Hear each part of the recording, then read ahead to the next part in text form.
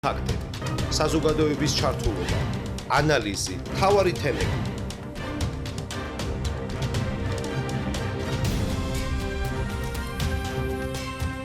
საზოგადოებრივ პოლიტიკურ თოქ-შოუში თემა ნანა რობაქიძესთან ერთად. საღამო მშვიდობისა, პირდაპირ ეთერშია საზოგადოებრივ პოლიტიკური თოქ-შოუ თემა მე ნანა რობაქიძე ვარ.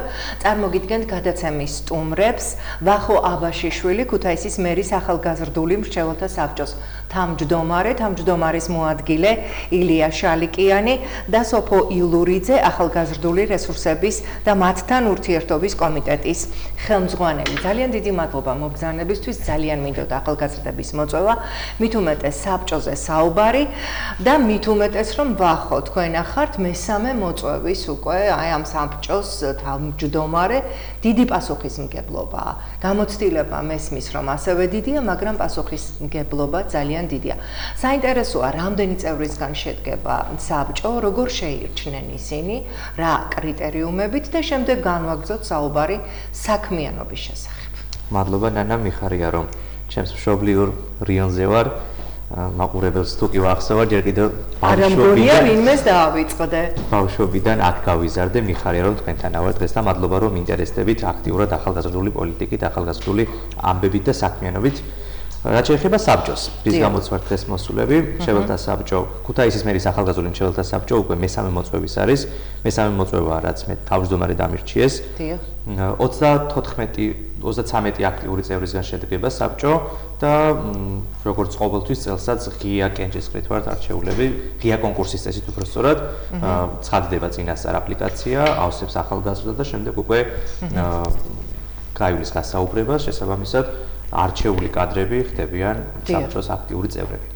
გასაგებია ახსენე ტელეკომპანია რიონი და განვაგრძო მინდა ეს თემა, არაერთი ახალგაზრდა აღუზრდია, არაერთი წარმატებული მათ შორის ახარ შენ, რა თქმა უნდა ახსოვ ხარ მაყურებელს დარწმუნებული ვარ, ნიჭიერი ახალგაზრდები არავის არ ავიწყდება, სადაც არ უნდა წავიდნენ ისინი, რომელ მხარესაც არ უნდა იდგნენ, საერთოდ არ მომწონს, როდესაც მხარეებზე ვსაუბრობ, მაგრამ ეს ასეა, ეს ბუნებრივია.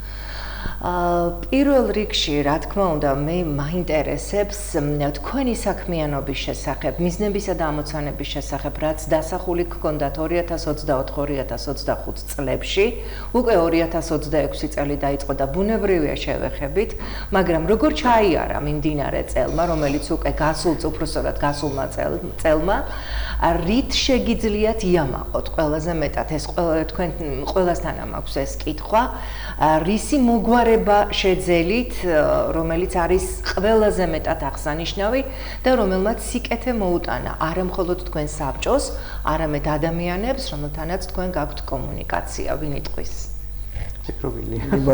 მოგესალმებით თქვენს მაყურებელს. 2024-2025 წელს ძალიან მნიშვნელოვანი დრო ჰქონდა საბჭოს, რადგან ძალიან ბევრი პროექტი განახორციელეთ. მათ შორის იყო ერთ-ერთი ახალგაზრდობის სააგენტოსა და საქართველოს საბჭოების ასოციაციის მხარდაჭერით პროექტი ჩატარდა ეროვნული ფორუმი, სადაც აირჩა წლის საუკეთესო საბჭო.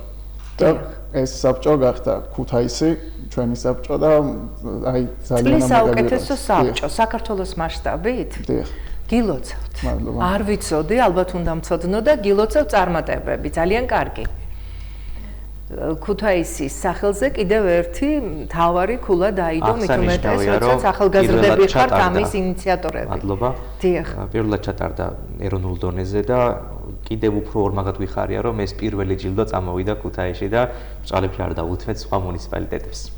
ძალიან კარგი, სახელის მოხვეჭა იმდენად ძნელი არ არის, როგორც მისი შენარჩუნება, ამიტომ გისურვებთ აი ამ სახელის შენარჩუნებას. ვნახოთ, ძალიან საინტერესოა, მეცოდინება უეჭველი ამ საკითხთან დაკავშირებით მოგიწევთ. მოდით, სოფო, ვისაუბროთ ჯერ ახალგაზრდული რესურსებისა და მათთან ურთიერთობის კომიტეტის საქმიანობის შესახებ, რას წარმოადგენს, რას აკეთებთ, რა არის მთავარი საქმიანობა? წინა წელს 2025 წლის სამუშაო წელს ჩვენი მთავარი მიზანი იყო, რომ ახალგაზრდების ცნობიერება აგვემაღლებინა მოხალისეობრივი მიმართულებით და შეიძლება ითქვას, რომ ეს მისია მართლაც წარმატებით შევასრულეთ. დღეს უკვე ძალიან ბევრმა ახალგაზრდამ იცის, როგორ მოიძიოს ქუთაისში ახალგაზრდული შესაძლებლობები, მოხალისეობრივი შესაძლებლობები ჩაერთოს მათში და მიიღოს ძალიან მნიშვნელოვანი გადაწყვეტილებები და გამოცდილებები.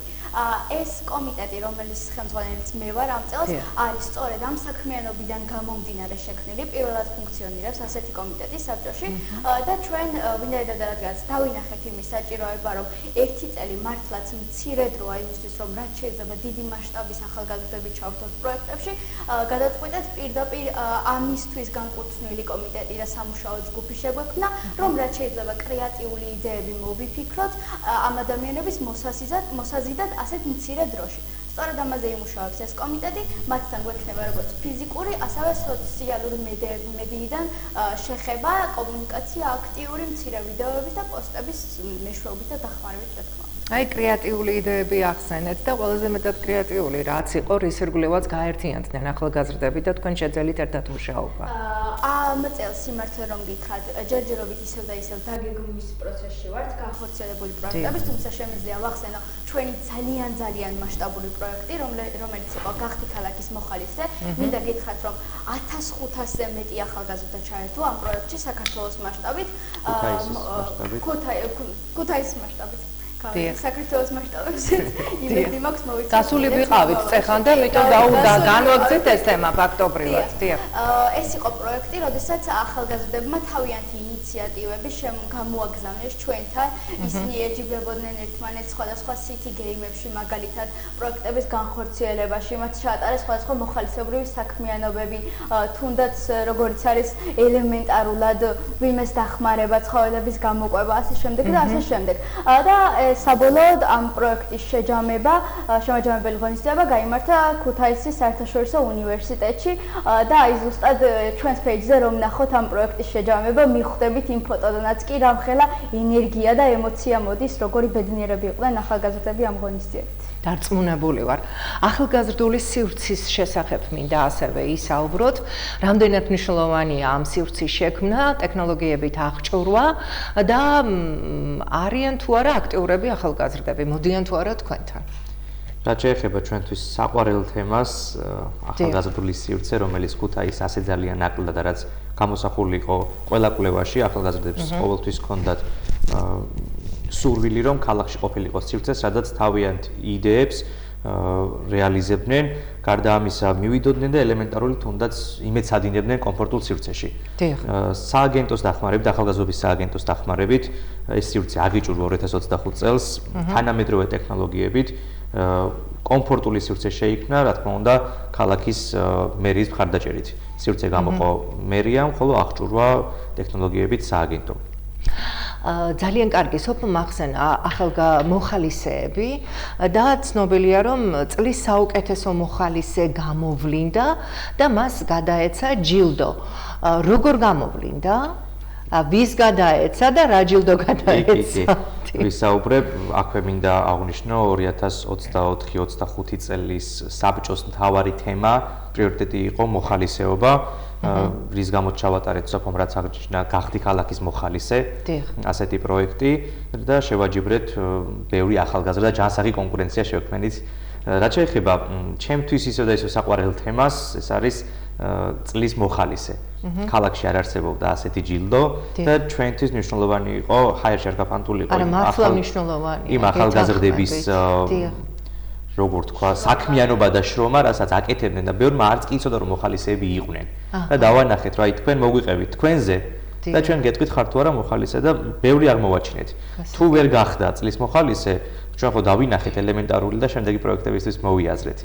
თუმცა, რაც შეეხება წლის მოხალისეს და ისევ და ისევ 2023 წელს დავიწყეთ ჯერ კიდევ გამოვლენა ამის, თუმცა 2025 იყო ყველაზე მასშტაბური. თუ 2024-ში დავიწყეთ, კარგად აღარ მაქვს. 2024 მე მგონი, ხო? 2024-ში ასევე გავაკეთეთ საპატიო წლის მოხალისეც კი გეგა ორჯონიკიძე იცნობთ, მას გადაეცა. ძალიან აქტიური ახალგაზრდა არის და რაც შეეხება 2025 წელს გიორგი ბეღელაძე, ჩვენი საბჭოს წევრი, რომელსაც მართლაც ეკუთვნოდა და აღნიშნავ კადრის უკან არის ჩვენთან ახლაც. ეხმარება. საქმიანობს. კი, ახლაც მოხალისეობრივად საქმიანობს. მოხალისეობრივად საქმიანობს, დიახ.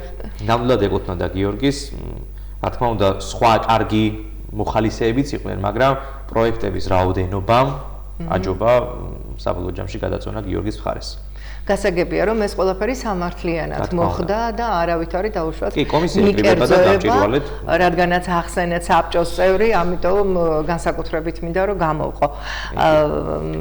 ილია, მინდა ბიზნესი შენთვის, აი ამ პროექტის შესახებ რომ ვისაუბროთ, რას მოიცავდა ეს პროექტი, ვინ იყო ჩართული, არის თუ არა გათვლილი იმაზე, რომ ახალგაზრდამ მიიღოს სარგებელი დაუშვათ მომავლისთვის და მისი საქმიანობა წარიმართოს ისე, როგორც საჭიროა. დიახ, ზუსტად ამისთვის არის გათვლილი. ვახო მახსენა, რომ ჩვენ საბჭო დაყოფილია კომიტეტებად. ერთ-ერთი არის დასაქმების კომიტეტი, სადაც ძირითადი საზრუნავი ის არის, რომ ახალგაზრდებში დასაქმების დონე გავზარდოთ. დიახ. მართალია, ჩვენ ამ მიმართულებით ბევრი რესურსები არ გვაქვს, თუმცა რაც შეგვიძლია არის ასეთი პროექტების დაორგანიზება.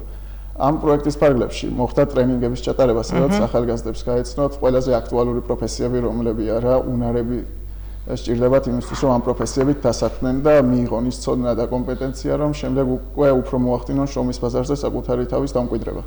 ამას ემსახურებოდა ეს პროექტები და საკმაოდ ბევრი ახალგაზრდა ჩავრთეთ, საბოლოო ჯამში 150-მდე ახალგაზრდა მიიღო ეს მომსახურება სივრცეში, რა თქმა უნდა, სრულიად უფასოდ.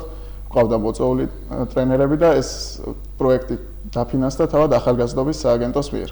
ეს არის შემეცნებითი პროექტი თუ მატერიალურ დახმარებას ან რაღაც თანამშრომლობას? პროექტი, სადაც კომპეტენტური ტრენერები უტარებდნენ ახალგაზრდებს ტრენინგებს იმის შესახებ, თუ რომელი პროფესიები ითვლება მომავლის პროფესიებად, რა უნარებია იმისთვის საჭირო, რომ ამ პროფესიებს დავეუფლოთ და რა მიმართულებით შეუძლია ახალგაზრდას განვითარდეს. ასევე ერთგვარი ეს იყო პროფორიენტაციის თემებზე მოგებული საკითხიც, რადგან ყველა ახალგაზრდა დამეთანხმებით, რომ შეიძლება არ იყოს დაინტერესებული ხელოვნური ინტელექტით, მიუხედავად იმისა, რომ ეს ძალიან აქტუალურია დღევანდელ დროში. ამიტომ ტრენინგების ძირითად მიზანს წარმოადგენდა ის, რომ ახალგაზრდას საკუთარ თავზე, საკუთარ უნარებსა და გამოცდილებაზე მოერგო თავისი, აი ვიტყოდი, რომ მომავალი დაეფუძნებინა ამ უნარებზე და შესაბამისად მიიღო გადაწყვეტილება, რასაც პროფესიის არჩევა ქვია და უნივერსიტეტში ფაკულტეტის არჩევა. ძალიან კარგია, როგორ ფიქრობთ თქვენ, აი ყველასთან მაქვს ეს შეკითხვა, უნდა გაგრძელდეს მსგავსი ტიპის ტრენინგები ახალგაზრდებთან, მსგავსი ტიპის თანამშრომლობა, მოიტანა უკვე ამან სარგებელი ცხადია, თქვენ ამის შესახებ თქვით და რას აპირებთ, აი 2026-ში აპირებთ თუ არა? კი, დაწყებული უკვე პროექტის წერაც, მინდა აღვნიშნო, სიურპრიზად მინდოდა და მალე დაამტკიცა, ჯერ კიდევ საგრანტოზე იგზავნება, ველოდებით დაფინანსება სააგენტოსგან, რომელიც პირდაპირ ორიენტირებული არის ისეთ პროფესიებში, სადაც აშკარად ვხედავთ პროფესიონალი კადრების ნაკლებობას, გვინდა რომ ეს პროფესიები უფასოდ შევასწავლოთ ახალგაზრდებს ჩვენთან სივრცეში. აქვე დავამატებელია წეგან აღნიშნა, რომ სააგენტოს დაფინანსებით ჩატარდა ეს პროექტი, თუმცა მინდა აღვნიშნო ჩვენთვის მნიშვნელოვანი ორგანიზაცია, ასოციაცია, ეს არის საქართველოს ახალგაზრდული მრჩეველთა საბჭოების ასოციაცია, რომელიც ყოველთვის გვერდში გვიდგას, გვაერთიანებს და სწორედ მისი მოპოვებული გრანტი იყო სააგენტოსგან, შესაბამისად ჩვენ გადმოგვეცა მცირე გრანტის სახით და ჩავატარეთ ჩვენთან სივრცეში ასეთი კარგი პროექტი Before You ბიზნესის შენთვის. ძალიან კარგი, მე წარმომიდგენია, როგორები იქნებიან ის ახალგაზრდები, ვინც თქვენთან ხვდება, თქვენ მომავალში და ის ახალგაზრდები, ვინც თქვენთან ერთად თანამშრომლობს და სხვადასხვა თეორიულ თუ პრაქტიკულ გამოცდილებას იძენს, თქვენ სხვადასხვა კომიტეტი გაქვთ, მოვინიშნე მე ახლა სოციალურ საკითხთა კომიტეტი. აი ძალიან მაინტერესებს, რას ითვალისწინებს და როგორ მუშაობთ აი ამ სოციალურ საკითხთა კომიტეტი, რას აკეთებს, რა საქმიანობას ეწევა? თქვენი ტყვით ვახო თუ დიახ. სოციალური კომიტეტი უკვე მესამე წელია საბჭოს არსებობის დაწყების დღიდან ფუნქციონირებს საბჭოში და მისი მთავარი მიზანია, რომ რაც შეიძლება ბევრი სხვადასხვა ჯგუფის წარმომადგენელი ადამიანი და ახალგაზრდა, რა თქმა უნდა, ჩვენი პრიორიტეტი ახალგაზრდები არიან, ჩართოს სხვადასხვა ახალგაზრდულ საქმიანობებში. მათ აქვთ შეხვედრები ონლაინ თუ ოფლაინ შეხვედრები, მაგალითად ახალგაზრდებთან, რომლებსაც რაღაც სპეციალური საჭიროებები აქვთ, რომ მათზე უფრო და უფრო მეტად მორგებული გახდნენ ეს ჩვენი საზოგადოება. აქვთ მაგალითად ტრენინგები და სესიები ისეთ საუბრებზე, როგორიც არის ლუდომანიის პრობლემები და სხვადასხვა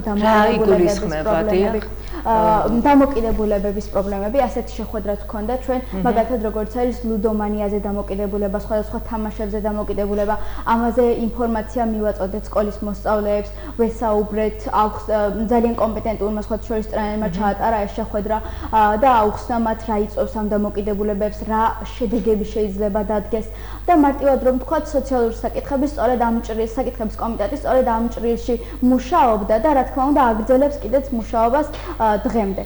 ახლა ამ კომიტეტის ხელმძღვანელი შეიცვალა, ძალიან ნიჭიერი და კარგი გოგონა არის ამ კომიტეტის ხელმძღვანელი და მას ახალი მიზნები აქვს, ახალი თვალსახედვა აქვს და ეს დოკუმენტი დღეს იწერება და სულ მალე საბჭოს სხდომაზეც წარადგენს და ძალიან დიდი იმედით ვიცი რომ ავწევთ და ამ სამოქმედო გეგმას დაუჭერთ მხარს. ძალიან მნიშვნელოვან თემაზე ისაუბრეთ ახლა, ძალიან მნიშვნელოვან. ეკონომიკის კომიტეტის შესახებ თუ შეგიძლიათ, ილია, გითხრათ საქმიანობის შესახებ და მიღწევები თუ გაქვთ ამ კუთხით რაიმე თუ ესეც იგივე ტრენინგების სახით ხდება და ინფორმაციული თვალსაზრისით ვითარდებიან ახალგაზრდები. კი ბატონო, ნაწილობრივ ამაზე გამოგვივიდა საუბარი, იმიტომ რომ ეს ზუსტად ეკონომიკის კომიტეტის ინიციატივა ბიზნესთან დაკავშირებით როდესაც ვისაუბრეთ. თუმცა იდეის მიტომ დაკისვითი თქვენ ეს კითხვა. ჯერ კიდევ გვაქვს იდეა რომ გამახორციელოთ ესეთი პროექტი წითელი სკამის პრინციპით მოვიწვევთ. აი წარმატებულ ადამიანებს მოვიწვევთ ბიზნესში ცნობილ სახეებს და მათ აი წითელი სკამის პრინციპი გულისხმობს რომ დასხდებიან წითელ სკამზე და აი ახალგაზრდები მათ დაუსვამენ შეკითხვებს. შეიძლება ეს კითხვები იყოს კრიტიკულიც, ასევე მოსთხოვან მათ გაგვიზიანოს საკუთარი წარმატების გზა და უფრო სამოტივაციო ხასიათის იქნება ვიდრე კონკრეტულად რომელიმე ახალგაზრდისთვის რაიმე შეთავაზების გამკეთებელი.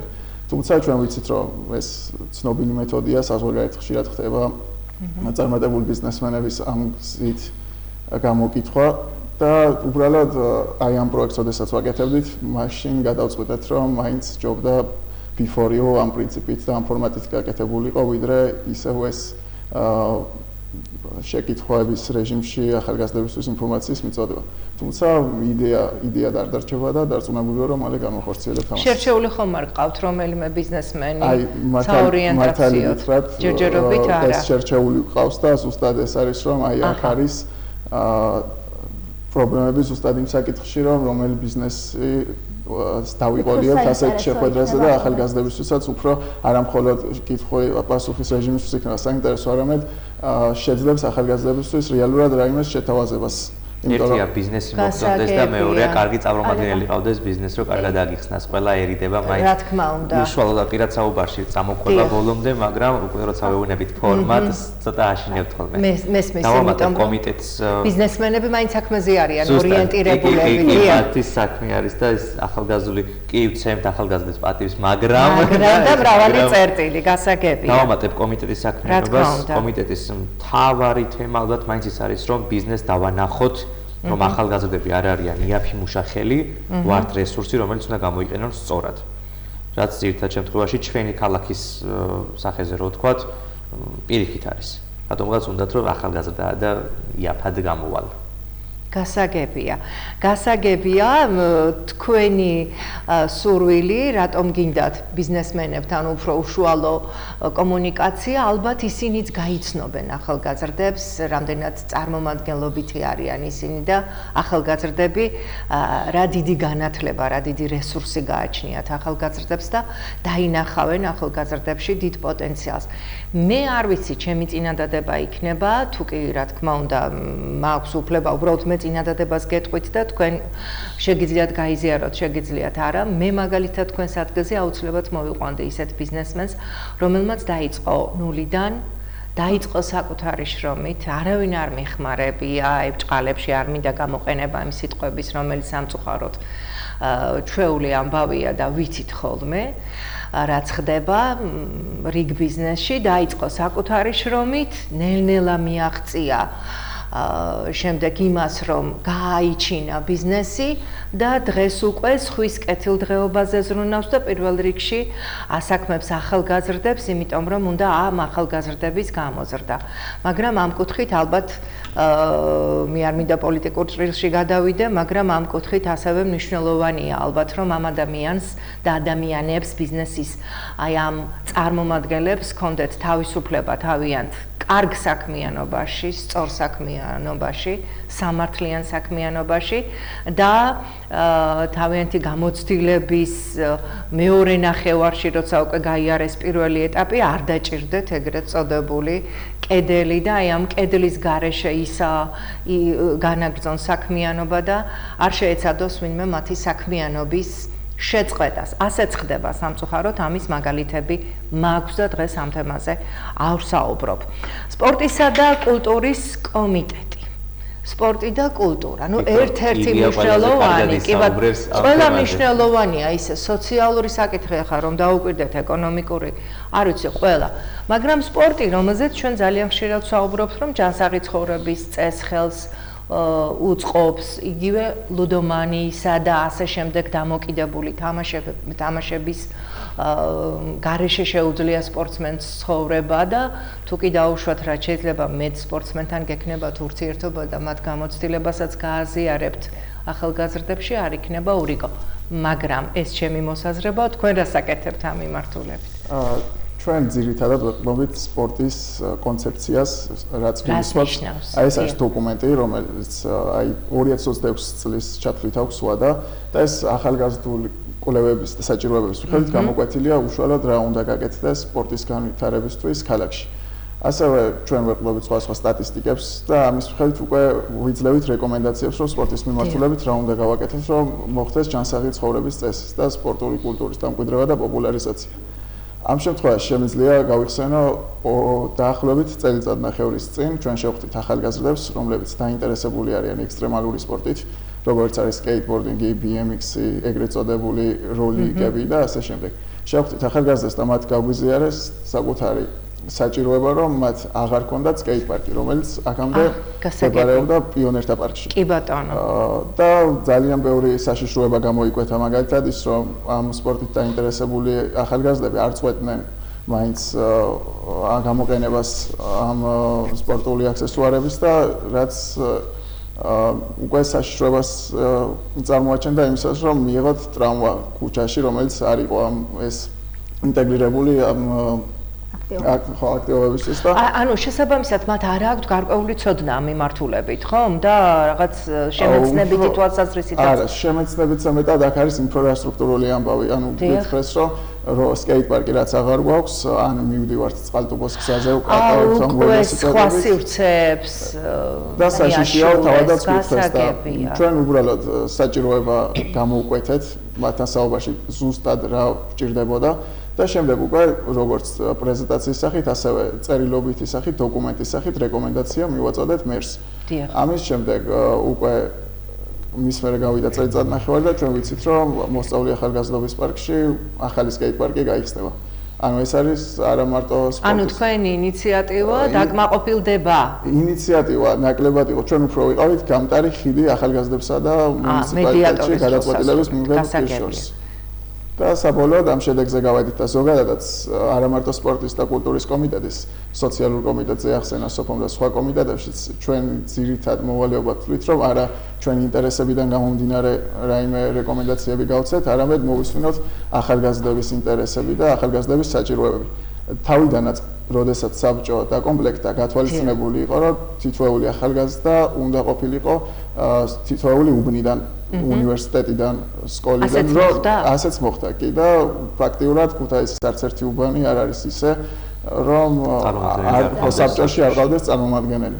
და შესაბამისად ახალგაზრდების საჭიროებებიც ამ ადამიანების პირით ვრცელდება ჩვენთან და შემდეგ უკვე შეხვედრა წინაღარაფერი უდგას და რეკომენდაციის დაწერაც კიდე და წარდგენას სხვა არაფერია თუ არა ჩვენი პირდაპირ მოვალეობა. გასაგებია. ანუ თქვენ ფაქტობრივად ყველა მუნიციპალიტეტს მოიცავთ, უბანს უფრო სწორად, და იცით უკვე სად რა გასაჭირი აქვს ახალგაზრდებს. ყველაზე პრობლემატური ადგილი რომელია თუ არ გინდათ დასახელება? ასე ვერ გამოყოფ, ყველა უბანს სპეციფიურად. შვენიერი პასუხია თავმჯდომარისთვის, გასაგებია. გასაგებია. ფესტივალებთან დაკავშირებით მინდა ვისაუბროთ. გემრიელი თემა არის. კი ბატონო, გემრიელი თემა. ვინ ვისაუბრებს? შემიძლია ვისაუბრო, წლებია რაც ქუთაისში დავიწყეთ ფესტივალების ორგანიზება, მინდა გამოვყო ყველაზე მნიშვნელოვანი ქალაქისთვის Yellow Fest-ი, რომელიც აღინიშნება. რას ნიშნავს და რას მოიცავდა? ყვითელი ფესტივალი არის, ასე ვთქვათ, რადგან შინაარსი. შინაარსი არის მუსიკალური ფესტივალი, სრულად ვიტყოდი მაინც ბოლომდე ახალგაზრდებზე გათვლილი. დიახ. გვინდა არ გვინდა. ყვითელი იმიტომ რომ შემოდგომით ტარდება და ყველაზე მარტივი სახელი ავარჩიეთ და ალბათ გაუჩნდებათ კითხვა რატო ინგლისურად, იმიტომ რომ საერთაშორისო ფესტივალი გახდა შარშან. მყავდა სტუმრად ორი საერთაშორისო არტისტი, Ibiza Records-ი და Bossy Dolbina, რომლებმაც საოცარი საღამო აჩუქეს ქუთაისელ და არა მარტო ქუთაისელს სმენელებს. ფესტივალი უკვე 3 წლის ხდება წელსაც საერთაშორისო იქნება, ისე სექტემბერში აღინიშნება, საკმაოდ წარმატებით, მოკლედ ახლა ვართ ეტაპზე დაგეგმვის, როცა ახალგაზრდებთან ისევ და ისევ ახალგაზრდებთან ჩართულობით ვეძებთ კარგ არტისტებს. ვინ ახალგაზრდა არტისტებს? არა მარტო, შეიძლება იყოს არა ახალგაზრდა, მაგრამ უსმენდნენ ახალგაზრდები. დიახ. პრიორიტეტია რომ მოკლედ გავითვალისწინოთ ბოლომდე ახალგაზრდების სული. რა თქმა უნდა, რა თქმა უნდა. გარდა მაგისა, ახალგაზრდული ფესტივალი, რომელიც ყოველი წლის 12 აგვისტოს აღინიშნება ხოლმე, იმართება, იმიტომ რომ 12 აგვისტო არის ახალგაზრდობის საერთაშორისო დღე, სწორედ მაგ დღეს გამოვლინდება წლის მოხალისეც, უკვე მესამე წელია ესეც. გასაგებია. და მოკლედ საკმაოდ დახუნძრული დღე გვაქვს ხოლმე, გვაქვს ფორუმი, რომელიც ახალგაზრდული ფორუმი, რომელიც სადაც მოწვეულნი არიან უნივერსიტეტები, არიან კოლეჯები, სკოლები, ახალგაზრდებს აქვთ შესაძლებლობა რომ პირდაპირ უნივერსიტეტიდან მოისმინონ, რა სპირდება მათ, ან რა დახვდება ჩაბარების შემდეგ. ასევე არის ქვიზები, გამოფენილი არის სხვადასხვა ხელნაკეთი, აქსესუარები, არის გამოფენა გაყიდვა და საღამოს გვირგვინდება ისევ და ისევ კარგი გემრიელი კონცერტით. ეს ხდება ქუთაისის ქუჩებში, რაღაც ორმაისობა გამახსენდა ისე ხსნით. გავსი ფორმატით, ოღონდ მცირე მასშტაბით. ოღონდ უფრო მცირე მასშტაბით. და იგეგმება კი, ბოლო წლებია, რაც არ შეგვიწვია ლოკაცია, ბალახნის ცენტრში 100 საფეხურიანი კიბის წინ იმართება. ძალიან კარგი. ძალიან კარგი და ერთი კითხვა მაქვს. რადგანაც თქვენ ახსენეთ მერიასთან თანამშრომლობა, საინტერესოა გაქვთ თუ არა მჭიდრო თანამშრომლობა. მესმის რომ მერის ახალგაზრდული საბჭოა, მაგრამ შეიძლება დარჩეს სიტყვად, სტატუსად, თანამშრომლობა როგორია? ოღონდ სიმართლებით ხარით. სიტყვად რო დარჩენილიყო, ჯილდოს ვერ მივიღებდით მერწმუნეთ, იმიტომ რომ კრიტერიუმებში ეგეც რო გათვალისწინებული. აი როგორ ხდება თქვენი თანამშრომლობა? ყოველ თვეში თვის ბოლო პარასკევი გქონდა აღებული აქამდე და წელს არ ვიცი როგორ დავტოვებთ. პირველი სხდომა გაიმართება, პირველი არ ვთქვათ, მეორე სხდომა, სადაც რეკომენდაციები იქნება წარდგენილი და გადავწყვეთ უკვე მოქნილად გადავწყვიტეთ. ადრე იყო ყოველი თვის ბოლო პარასკევი. შევცვალეთ, დავხადეთ მოქნილი, მერთან ერთად განვიხილავთ იმ რეკომენდაციებს, რასაც მთელი ერთი თვის განმავლობაში მუშაობდა საბჭო. გარდა რეკომენდაციისა, ასევე გვაქვს იდეები, რასაც საბჭო თავის თავზე იღებს განხორციელებას. არის რეკომენდაცია, რომელსაც უგზავნით მერს და ვეუბნებით, რომ ეს კარგი იქნებოდა შეიცვალოს თუნდაც ადგილობრივ კანონში რაიმე. აი მაგალითად საბჭოს ყველაზე დიდი გამარჯვება რაც წლების წინ მოვიპოვეთ პირველივე მოწვევაზე ეს იყო დღეს როდესაც სკოლის მოსწავლეები უფასოდ გადაადგილდებიან საზოგადოებრივ ტრანსპორტით ეს არის საბჭოს გამარჯვება. ჩვენი რეკომენდაცია იყო პირველი რეკომენდაცია რომელიც შვენიერი წინადადება და რეკომენდაცია დიახ. მაშინდელმა მერიამ გაითვალისწინა და დღესაც კი სკოლის მოსწავლეები უფასოდ გადაადგილდებიან ტრანსპორტით. აი მსგავს თემებზე მუშაობთ ხოლმე და არა მარტო მსგავს ეს არის აი ზუსტად სუფთა რეკომენდაცია, სადაც ჩვენი ჩართულობა იყო მხოლოდ ინიციატივა, ხოლო გარდა ამისა გვაქვს ასევე პროექტები, მინი პროექტები, რომელსაც საბჭო თავის თავზე იღებს, ასეც ვისაუბრეთ, თუნდაც before you, აქ მერის ჩართულობა შეიძლება იყოს ჯილდო, რომ გადავცეთ კონკრეტულ ახალგაზრდას ან სივრცე. ამ შემთხვევაში მათგან ყველაფერი გვაქვს, თავარია ჩვენ მოინდომოთ და ხარდაჭერა სრული არის, ასე რომ იმ კითხვას, რომ ამდენად აქტიურები ვართ მერთან ერთად, ჩვენ ვამართლებთ ჩვენ სახელს ქუთაისის მერის ახალგაზრდული მრჩეველთა საბჭო, მერთან ერთად მუშაობთ აქტიურად. ძალიან კარგი. ხომ არ გამოგშა რამე ისეთი რაც აუცილებლად უნდა გვეთქვა, შეგიძლიათ გვაქვს დარჩენილი 1 წუთი. თუ დაგვრჩა ისეთი თემა, რომელსაც არ შევეხეთ და გული დაგწდებათ, რომ ამაზე არ ვისაუბრეთ. თემა ძალიან ბევრია, რასაც შეგვიძლია ვისაუბროთ სხვა დროსაც, მაგრამ მინდა რომ ახალგაზრდებისთვის თქვა ასეთი რამ, ჩვენ ვართ ხიდი მათსა და თვითმმართველობას შორის. შესაბამისად, ნებისმიერ დროს შეუძლიათ მოგმართონ ჩვენ სოციალურ ქსელებში, თუნდაც თანამედროვე TikTok-ზე, ვუპასუხებთ, დავეხმარებით, თუ აქვს რაიმე ინიციატივა, იდეა, მზად ვართ, რომ მათთან ერთად, მათი ჩართულობით შევცვალოთ ქალაქ უკეთესობისაკენ და სულ ამას ვამბობ ხოლმე, ქუთაისი მინდა ბოლომდე გახდეს ახალგაზრდული ქალაქი. ამისთვის მზად ვართ, მთავარია ახალგაზრდების ჩართულობაც. აი თქვენ თუ ამ პრობლემას მოაგვარებთ და ქუთაისი გახდება ახალგაზრდული ქალაქი იმიგრაციის ფონზე, რაც ქვეყანაშია, არ ვიცი, მე ყოველდღე მოგიწევთ, სპეციალურად დავამატებ გადაცემას და ყოველდღე თქვენთან ერთად გავაკეთებ გადაცემას, რომ რაც შეიძლება ბევრმა ადამიანმა გაიგოს თქვენი საქმიანობის შესახებ. წარმატებები მინდა გისურვოთ, ძალიან კარგი ახალგაზრდები ხართ, ასევე მინდა ახალგაზრდებს უსურვო წარმატებები, რომლებიც ახლა კადრში არ ჩანან, მაგრამ აი აგერ არიან ჩვენს წინ და კიდევ ერთხელ შევახსენებ ჩვენს ტელემაყურებლებს, რომ გადაცემის პირველი ბლოკის სტუმრები გახლდათ ქუთაისის მერის ახალგაზრდული მრჩეველთა საბჭოს თავმჯდომარე ვახო აბაშიშვილი, თავმჯდომარის მოადგილე ილია შალიკიანი და სოფო ილურიძე, ახალგაზრდული რესურსების და მათთან ურთიერთობის კომიტეტის ხელმძღვანელი. მადლობა კიდევ ერთხელ. მნიშვნელოვანი ფაქტები, საზოგადოების ჩართულობა, ანალიზი, მთავარი თემები.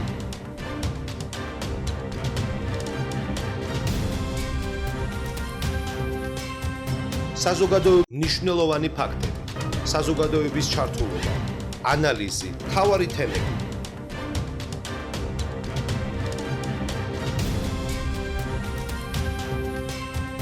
საზოგადოებრივ პოლიტიკურ თოქ-შოუში თემა ნანა რობაქიძესთან ერთად. კვალ პირდაპირ ეთერში ვართ, გადაცემის მეორე ბლოკის სტუმარი მინდა წარმოგიდგინოთ ნათია ჯიმშელეიშვილი, რომელსაც ჩვენი საზოგადოება ძალიან კარგად იცნობს, პოეტი, ჟურნალისტი, გამომცემლობის ხელმძღვანელი, შემოქმედებითი საზოგადოება მზის თეატრის ხელმძღვანელი და მე მგონი კიდევ ძალიან ბევრი სტატუსები გაქვს ნათი, ნათულინა.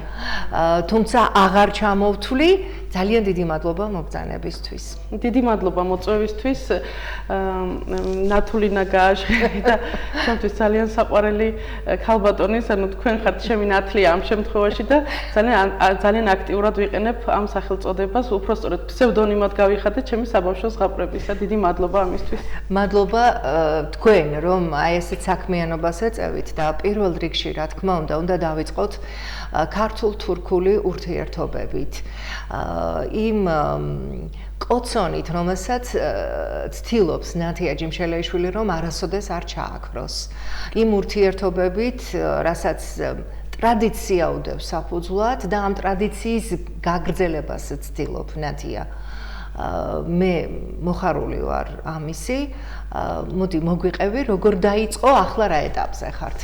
ჩემი ინტერესის ესე იგი ინტერესი საიდან მოვიდა ამის შესახებ, მაშინ აქედან მომიწევს დაწყება, არაერთხელ მისაუბრია ამის შესახებ სხვადასხვა გადაცემებში, მაგრამ რა კი ეს არის თავი და თავი აუცილებლად მინდა გავიხსენო ჩემი ის პერიოდი, როდესაც მოსწავლე ვიყავი და რატომ აქვს მასწავლებლისა და მოსწავლის ურთიერთობას ძალიან დიდი მნიშვნელობა შემდეგი ცხოვრების კი ბატონო, არა მხოლოდ იმისთვის, რომ სკოლიდან განათლება მიიღოს მოსწავლემ და განათლებით აღჭურვილი გამოვიდეს, არამედ კიდევ ბევრი რამ მოაქვს იქედან, შეიძლება განათლებაზე უფრო მეტიც.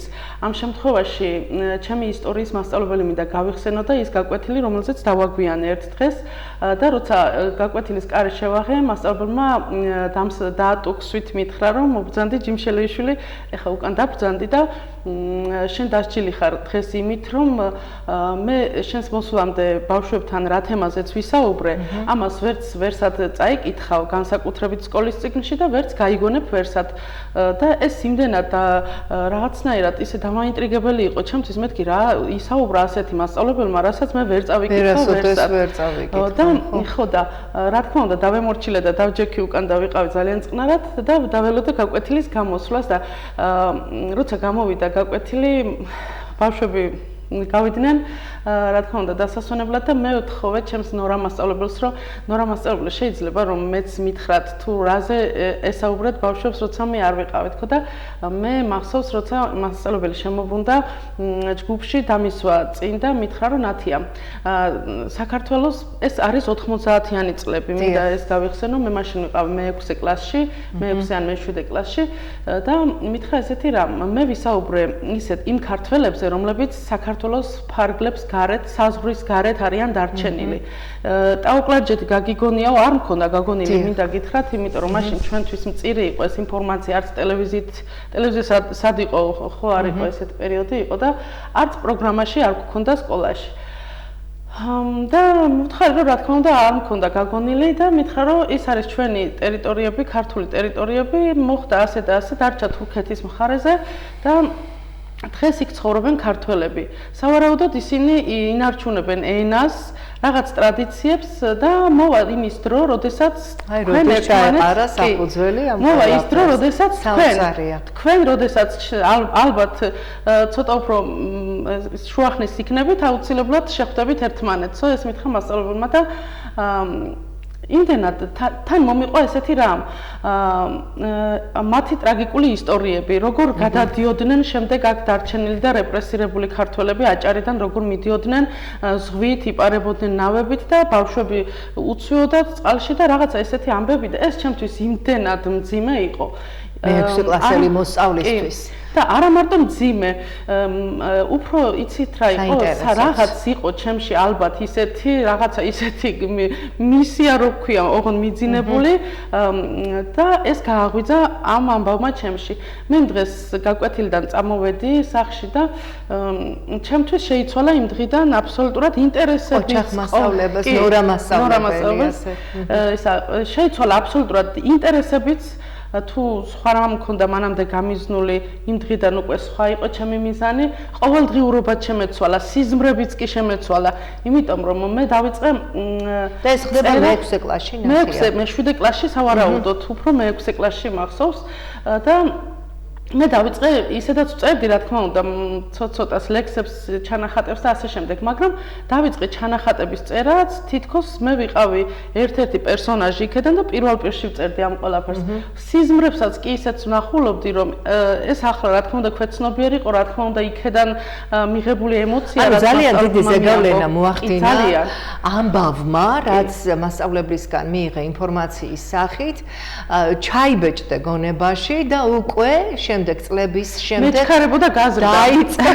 ამის გამო პირველ რიგში მეჩქარებოდა გაზრდა იმისთვის რომ მე ამ ადამიანებს შევხვედროდი და როგორი იყო პირველი შეხვედრა პირველი შეხვედრა იყო ასეთი სხვათა შორის 2013 წელი იყო როდესაც მე სოციალურ ქსელში უკვე კარგად ზრდასრული ადამიანი ვიყავი თუმცა ინტერესი ყოველთვის იყო და მცდელობებიც იყო მაგრამ ასე საფუძვლიანად არ გამომსვლია როგორც იმ დროს 2013 წელს მე სოციალურ ქსელში გადავაწყდი რაღაც წერილს რომელსაც წერდა ერთ-ერთ სოციალურ პლატფორმაზე ვინმე ორხან ბერიძე მაშინ თურქეთელი ქართველი და იყო დაახლოებით ესეთი შინაარსის რომ მე 45 წლის ასაკში ვისწავლე ქართული და ჩემი მამა ყოველთვის უსმენდა რადიოს და სულ ბავშვებს გვაჩვენებდა რომ იქნებ რაღაც ქართული სიტყვა დაეჭირა იმ რადიოდან მე როდესაც ქართული ვისწავლე პირველი ჩემი ცრემლი მე ძალიან ცივი ადამიანი ვარ და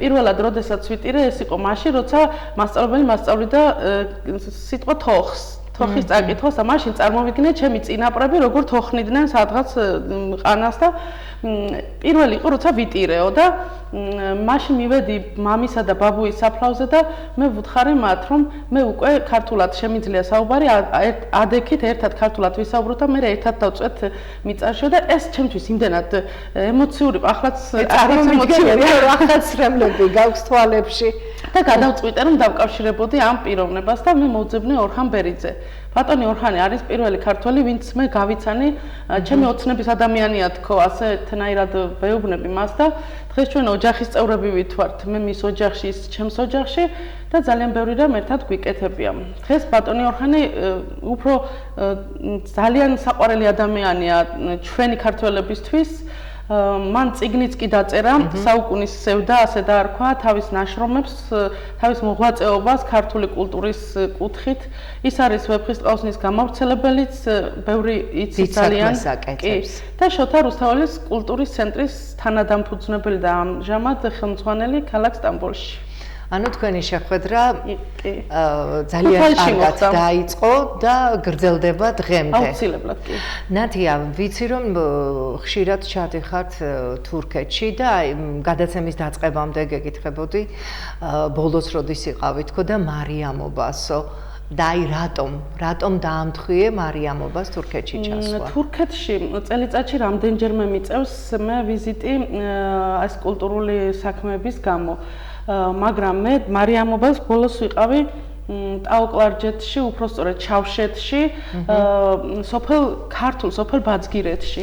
ეს არის სოფელი, სადაც რომ ესტუმრები ამ სოფელს ვერ იფიქრებ, რომ სადღაც საზღვრის მიღმა ხარ, იფიქრებ, რომ აუცილებლად ისეთი განწყობა გაქვს, ისეთი ადამიანები გვხვდებიან, ისეთ სითბოს გახვედრებენ, ისე ეძებენ შენში რაღაც ნათესაურს. კი, განსაკუთრებით ხვდებიან ქართველებს და რაღაცა განსაკუთრებულს, აი ნათესაურს, რაღაც ძალიან საერთოს ეძებენ ღიმილით, თვალები უბწყინავთ, როდესაც ხედავ, როცა მათ შეხვდებით, შეიძლება იმ წუთში სულაც არ არის რაღაცით ბედნიერი და გახარებული, მაგრამ როდესაც გაიგებს, რომ შენ ქართველი ხარ, დაინახავ ნამდვილი ბედნიერი ადამიანი როგორი არის და ასეთი განწყობით არიან.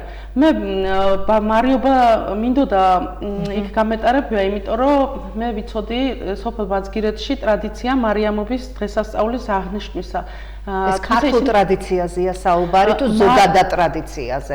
ეგ მაინტერესებდა ზუსტად აღნიშვნის ფორმა როგორი იყო, რამდენად ესმოდათ რას აღნიშნავდნენ და აღმოვაჩინე ცოტა ჩემთვის სამწუხარო რამ. მათ არ იციან რას ნიშნავს, ისინი მარიობას უძახიან, ჩვენ მართებულად არის მარიამობა, მაგრამ სინამდვილეში არ იციან რომ ეს არის ღვთისმშობლისადმი მიძღვნილი დღესასწაული, თუმცა დიდი ზარზეიმით აღინიშნება, მთელი სოფელი იკრიბება მთაში, იალაღებზე. ანუ ტრადიცია შემორჩა, მაგრამ შინაარსობრივი მხარე არ იციან. შინაარსობრივი მხარე არ იციან. უბრალოდ არის რამდენიმე დღიანი ცეკვა, სიმღერა, ქართული სამოსით, იქაური სამოსით და ასე შემდეგ და ეს ტრადიციაც სამწუხაროდ ნელ-ნელა უკვე მივიწყებას ეცემა. იქედან გამომდინარე, რომ თვითონ სოფელი არის დაცლილი ახალგაზრდებისგან. მიზანმიმართულად არ აქვს სკოლა, იმიტომ რომ დაიცალოს სოფელი და რა თქმა უნდა მომავალთაობას სჭირდება განათლების მიღება, არ აქვს ამბულატორია, მაგალითად სამედიცინო რაღაცა პირველადი. ანუ ელემენტარული პირობები არ არსებობს და შესაბამისად სურვილიც აღარ უჩნდებათ ახალგაზრდებს. კი, მოხუცები რჩებიან ძირითადად, მაგრამ იმდენად უყვართ ახალგაზრდებს ეს თავისი მიწა, რომ მთელი ზაფხული სავსე არის სოფელი ახალგაზრდებით და ადგილობრივებით, ვინც გაფენილი არიან ქალაქებში. სამწუხაროდ მაღალმთიან სოფლებში ჩვენთანაც ხდება იგივე და ვისურვებდი რომ სოფელს აუცილებლად დაუბრუნდნენ ახალგაზრდები. ნათია, ძალიან მოკლედ გითხარით, რატომ არის მნიშვნელოვანი თქვენი ურთიერთობა თურქ ადამიანებთან, თურქ ქართველებთან, რა მოიტანა ამ ყველაფერმა, გარდა იმისა, რაზეც ვისაუბრეთ და როგორ აპირებთ თქვენს შემოქმედებას ამ კუთხით, თქვენი შემოქმედების გაგრძელებას? მათთან ურთიერთობა ეს არის ძალიან მნიშვნელოვანი იმისთვის, რომ ადამიანები ქმნიან თვითონ სახელმწიფოსაც და ყველაფერი რაც არსებობს ადამიანის ხელით არის შექმნილი, ადამიანის გონებით. და ჩვენი მომავალი თაობების ურთიერთობები დამოკიდებულია ჩვენს თაობაზე, როგორ გაგრძელდება იქ. ჩვენ როგორ ვიმოქმედებთ დღეს? ჩვენ სახელმწიფოებს ვიცით ისტორია როგორი ქონდათ, საბედნიეროდ დღეს ისეთი მძიმე ვითარება არ აგვაქვს ურთიერთობებში და უკეთესი ვითარება რომ იყოს მომავალში, ამისთვის არის ეს ურთიერთობები აუცილებელი და საჭირო. რაც შეეხება რა მოიტანა, თქვათ იმ ურთიერთობებმა, რაც დღემდე მე გავაკეთე და ჩემნაირმა ადამიანებმა, ახლა მარტო ნათია ჯიმშელიშვილის არ არის საუბარი. სხვათა შორის ძალიან დიდი რამ მოიტანა და მოდი ერთ ფაქტს აგერ ახლა ამ უახლოეს დღეებიდან ვიტყვი, ამაზე დიდი რამე ჯერ არ მომხდარა და ძალიან მიხარია რომ ჩემს სახელთაგვარსაც უკავშირდება ეს და იგივე ორხანბერიძეს. შარშან 2025 წელს საქართველოს დავით აღმაშენებლის გარდაცვალებიდან 900 წელი რა ვიცი ვიზე იმეთ თუ გააღნიშნეთ თუ არ აღნიშნეთ ერთი სიტყვით ეს ფაქტი იყო 900 წელი გავიდა დავითის გარდაცვალებიდან და მაშინ ვიფიქრე რომ მოდი რაღაც ისეთი სიმბოლური გამოცემა თუნდაც ჟურნალის სახით მივუძღვნა ამ დღეს იმიტომ რომ ეს არის 900 წელი მე ხო იმას აქში ვარ რომ მეორე იუბილეს საიუბილეო რაღაცამ გვალთარიც მე ვეღარ მოვესწრები ჩემი შვილები კი მაგრამ რას გააკეთებენ ხო არ ვიცი და რა კი მე მოვესწარი მე გავაკეთებ რაღაც შეტანის თვალსაზრისით თუნდაც ერთი პატარა გამოცემა იყოს და შევკრიბეს თანამედროვე ავტორები რა თქმა უნდა დავითის ისტორიიდან მოვიძიე ისეთი ფაქტები რაც ძირითადად აღსანიშნავია და ეს ყველაფერი თარგმნეთ თურქულ ენაზე ამასაც რა თქმა უნდა თავისი ცოტა რისკებიც ახლდა რომ თურქულ ენაზე რატომ ანდა მაინც და ვთქვათ რატო არა ინგლისურად და ასე შემდეგ იმიტომ რომ დავითის მოღვაწეობა ის პერიოდი იყო როდესაც თურქ-სელჩუკებს და ასე შემდეგ ყოველთვის ვებრძოდით და დღეს თურქეთის მხრიდან ადამიანებს ვემეგობრებით ჩვენ და მე მინდა რომ ცოტა უფრო მეტი რა მიცოდნენ მან დავით მეფის შესახებ რა თქმა უნდა იქ არ არის იმაზე საუბარი ახლა რაღაცა ძალიან სუბუქად განათლებაზე კულტურაზე რამდენად დიდი სტრატეგია იყო და ასე შემდეგ ამ საკითხებზე არის ამაში გამახვილებული ამ ჟურნალში გამოცემაში რომელსაც დავარქვი დავითის ქალაქი და არა მარტო დავით აღმაშენებელზე ქუთაისეც ბევრი არის ნათქვამი ლექსებიც კი არის ქუთაისზე ეს არის სულ ახალი ამბავი ახალი ამბავი 11 იანვარს დავითის საფლავზე აღნიშნეთ ამ ჟურნალის პრეზენტაცია, სადაც ბატონი ორხანბერიძე მოვიწვიეთ, მისი წერილიც არის მასში, ასევე ქალბატონის სეზენ გონენჩიც არის შოთა რუსთაველის კულტურის ცენტრის დამფუძნებელი და ისინი ერთად იყვნენ პირველად ქუთაისში, როცა მე მოვიწვიე მზის თეატრის იუბილეზე და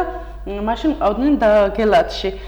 იმდენად დიდი შთაბეჭდილებებით წამოვიდნენ, რომ ამაზე აქვს ორივეს გაკეთებული ამ ჟურნალში წერილი და ეს ჟურნალი როგორც თქვი თავისი ლექსებით ქართულ-თურქულენოვანია ცოტა კი შემეშინდა ამისი იმიტომ რომ მე ვიცი ამას რა გათვლა აქ და კიდე ვინ როგორ გააზვიადებს შემდეგ ამას მაგრამ საერთოდ როდესაც რამეს აკეთებ ცოტა ფათერაკებისთვისაც უნდა იყო მზად ან რისკებისთვის ანუ სკეპტიკური დამოკიდებულება ყველა საქმეს ახლავს თან და ბუნებრივია არ უნდა შედეგი რა არის ახლა ამისი აქ მინდა მივიდე უკვე 11 იანვრიდან მალევე მოდიოდა 8 თებერვალი დავითობა და ბატონი ორხანბერიძე მიკავშირდება სტამბოლიდან და მეუბნება რომ ნათია მე თუ თქვენი ნებართვაც იქნება გადავწყვიტე რომ იქედან როდესაც გელათიდან წამოვედი მე გამიჩნდა ინტერესი რომ დავითობა აღნიშნო თურქეთში ქალაქ სტამბოლში მე იმდენად შემდგარა და ყველაფერს დასაბამი არის ნათია ჯიმშელიშვილის გადაწყვეტილი და ამ ჟურნალის პრეზენტაცია მინდა თან იმ დღეს გავაკეთო სტამბოლში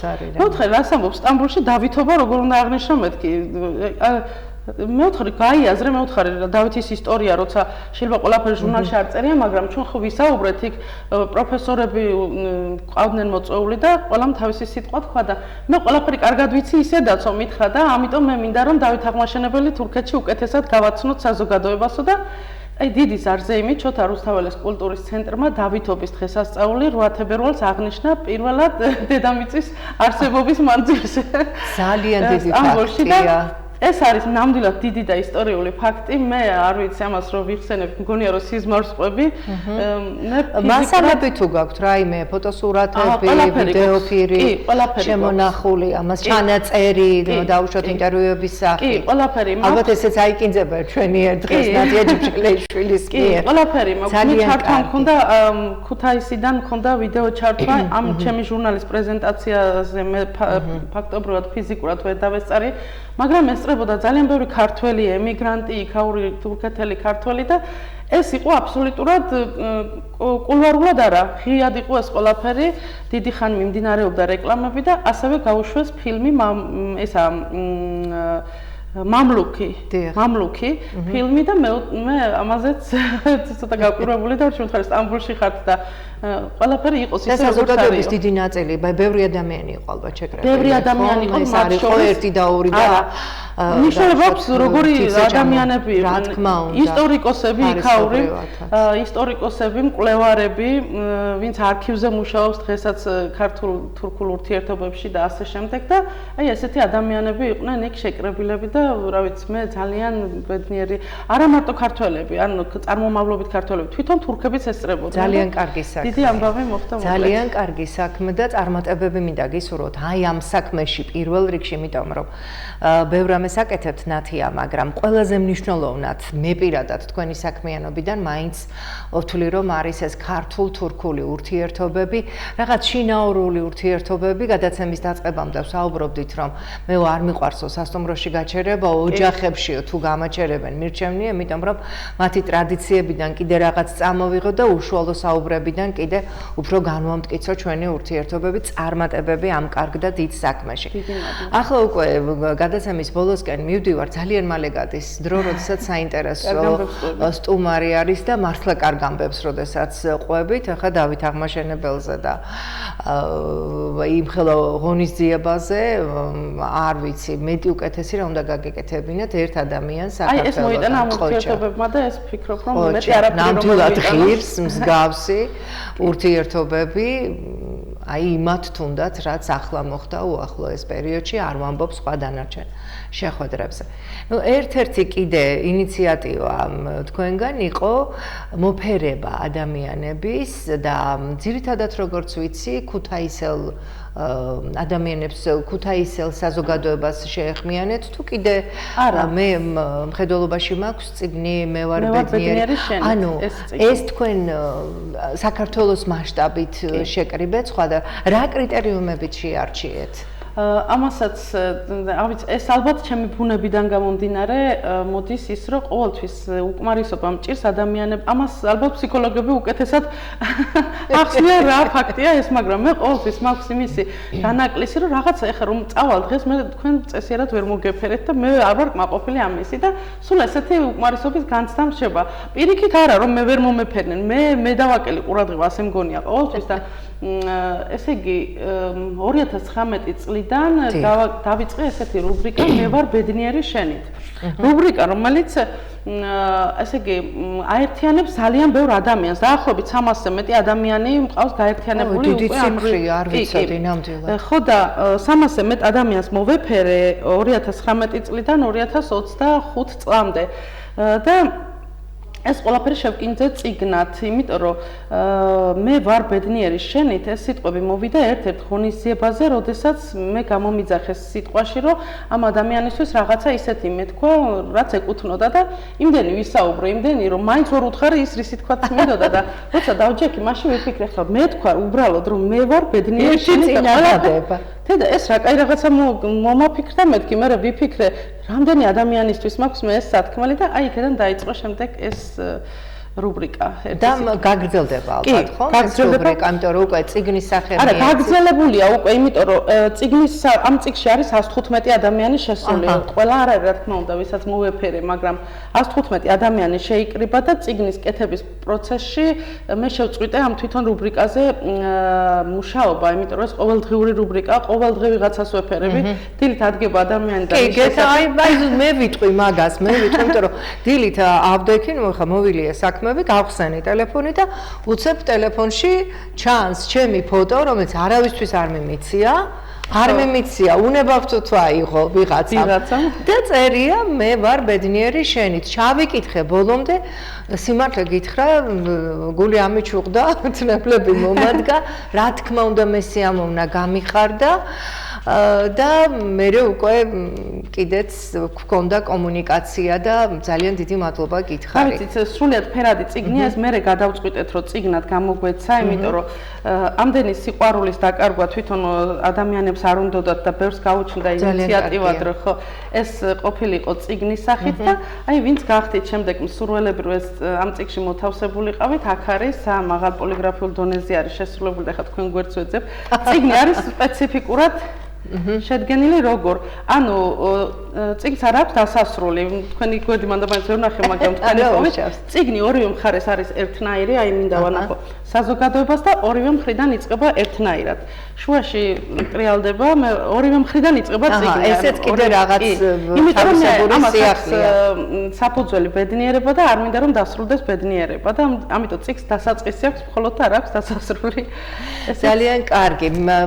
ასევე მე გისურვებ რომ არასოდეს დასრულდეს ბედნიერება შენში, არასოდეს დასრულდეს ბედნიერება იმ ადამიანებთან ერთად, ვისაც ეფერები, ვინც გიყვარს და არასოდეს დასრულდეს ურთიერთობა იმ თურქ ადამიანებთან, საზოგადოების იმ ნაწილთან, რომლებიც ელოდებიან ჩვენგან საქართველოსდან ჩასულ ადამიანებს და ელოდებიან ჩვენს მოფერებას. ძალიან დიდი მადლობა, აი ჩემი ფოტოც არის ამ წიგნში, უღრმესი მადლობა ამისთვის ნათია ჯიმშელეიშვილს, სხვათა შორის მოულოდნელი იყო ჩემთვის ეს ყველაფერი, როდესაც ვნახე კიდეც აღვნიშნე დილით, როდესაც გავიღვიძე და ვნახე ჩემი ფოტო და შინაარსი.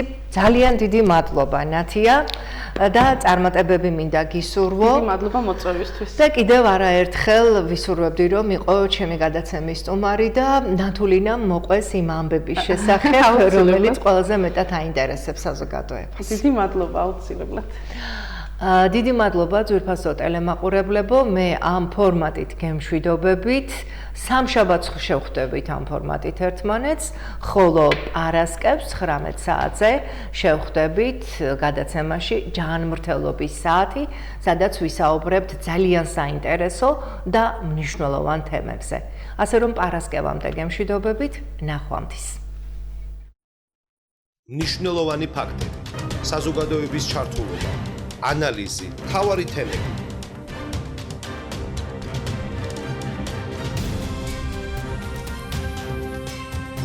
საზოგადოებრივ პოლიტიკურ თოქ-შოუში თემა ნანა რობაქიძესთან ერთად.